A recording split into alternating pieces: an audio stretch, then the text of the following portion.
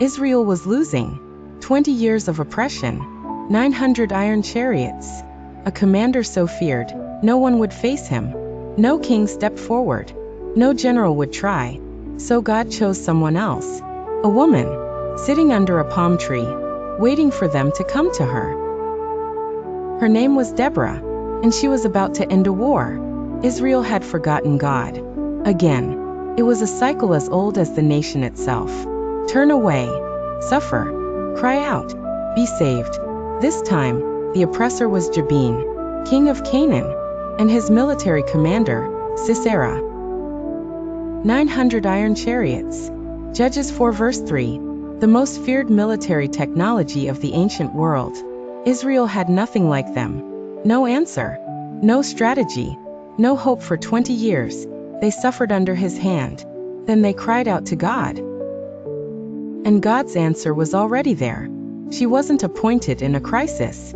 She wasn't rushed to the front. She was already there, under a palm tree, judging disputes for all of Israel. A prophetess, a judge, a woman who heard from God. Her name was Deborah, and Israel came to her. Deborah summoned Barak, commander of Israel's army. She didn't ask him. She delivered a command from God. Judges 4 verse 6.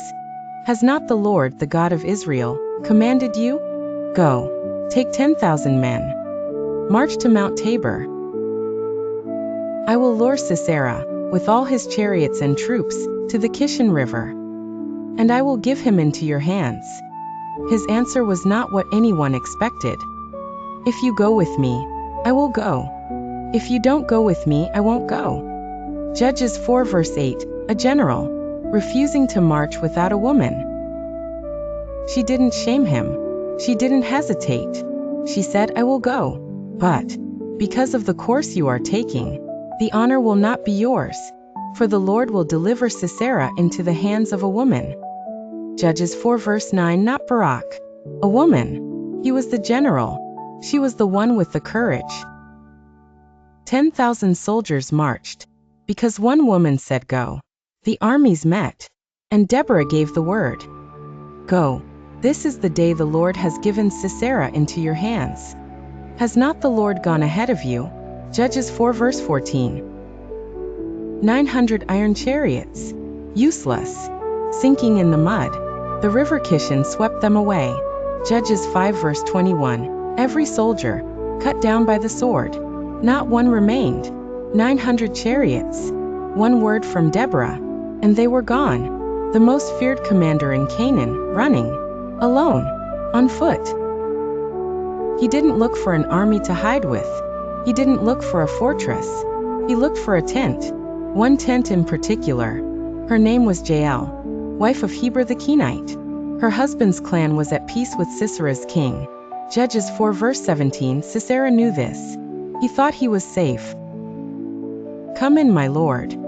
Come right in. Don't be afraid. She brought him milk. She covered him with a blanket. Stand in the doorway, he told her. If anyone comes and asks, say no one is here. He fell asleep. She wasn't a warrior. She wasn't a soldier. She had no army behind her. No command. No orders. But she knew what had to be done.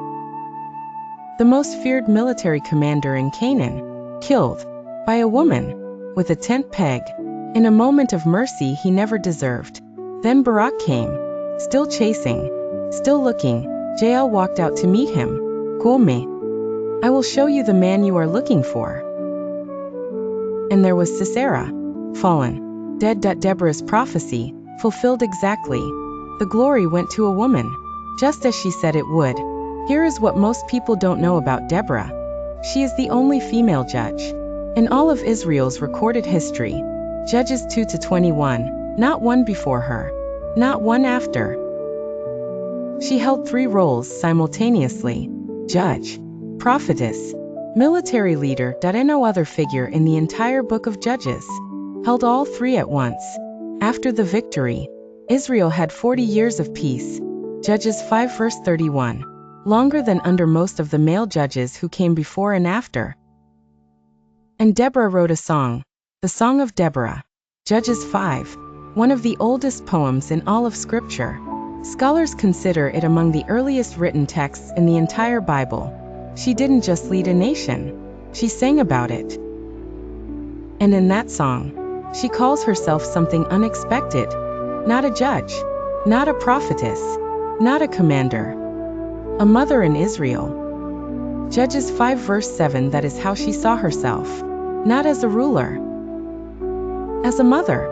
She didn't rise because of a title.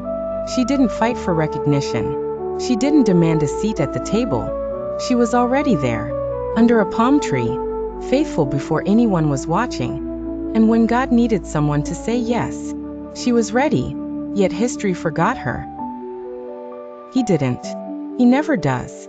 Deborah's story is not just ancient history. It is a pattern. Faithfulness before the spotlight. Courage before certainty.